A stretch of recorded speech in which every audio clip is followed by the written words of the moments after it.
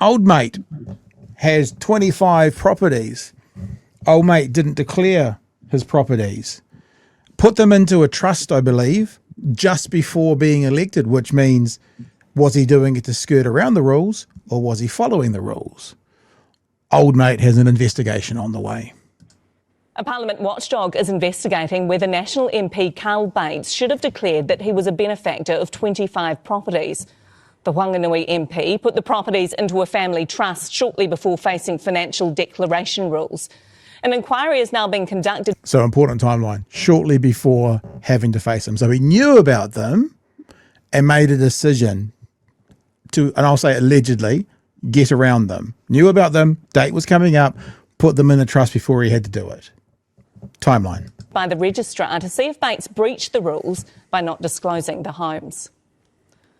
Some Auckland residents are concerned there's been a lack of... Super quick. That was the video we were waiting for. So there you go. It seems that the timeline goes, get your order, your house your house in order by this date. And then weeks before that, he made some changes so he didn't have to disclose those houses. Bomber? Let's continue the timeline. Then once elected into this government, he voted for loopholes for landlords, right? We don't know whether or not he benefited from those loopholes, do we? This is a government for the landlords, by the landlords, in the interests of the landlords. And it's just another deplorable way that these property pimps manage to run the country for them and their interests. I found it outrageous that once Luxon moved the Bright Line test, he then sold it to 2 apartments. Yeah. And apparently made, $70,000 that he wouldn't have. I also find it extraordinary that they've removed this top limit of foreigners buying mansions in New Zealand that are worth over $5 million. Well, Luxon has 2 properties. Both of them are worth $7 million. Tell me he's not going to sell one of those houses to an overseas millionaire directly. And there's so much wrong with that. I mean, like I put a piece out quite soon after that. You're not going to see, not that this is necessarily going to bother you or me, Bomber, but those houses that were going to be 4.3 million are now 5.01 million.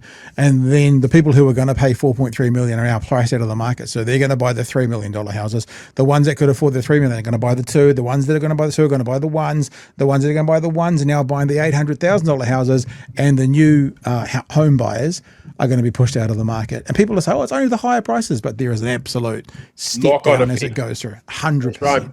That's right. 100%. And it does seem, I mean, you just said, I don't know if you're being tongue in cheek. We don't know if the landlord changes impacted him. He's got 25 properties. We don't know. But don't we have to assume they did? If you've got 25 properties, they're not going to be all with no debt on them, surely. Well, then that makes him not declaring them even worse, right? Because he has benefited directly. We don't know, but the possibility is he's benefited directly from a law change that he himself voted on.